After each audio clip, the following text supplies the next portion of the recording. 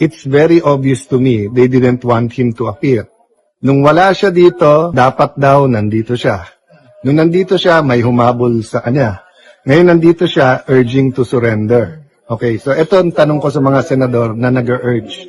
Pag naglabas ng ICC, ng warrant laban sa mga cabinet members, laban sa mga general natin, laban sa mga progressive leaders that they will accuse of mass graves and everything, payag ba sila na lahat yan, pulutin na lang tapos daling sa Hague? O dapat dumaan sa korte? Senator Bato will surrender if it is a Philippine court that orders his arrest and he is allowed all legal remedies. So, take out the name, Bato. Ako, kahit kalabang ko, kahit a person I don't like, I want him to have all the legal remedies, to exhaust all the legal remedies. So, yun lang payo ko sa kabila.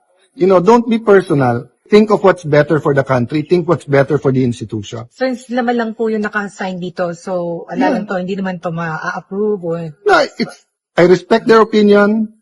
They want to express it that way, di ba? But kitang-kita nyo sa majority yesterday at kita nyo sa action ng iba, pati sa mga NBI agents who went overboard, that they don't want him here.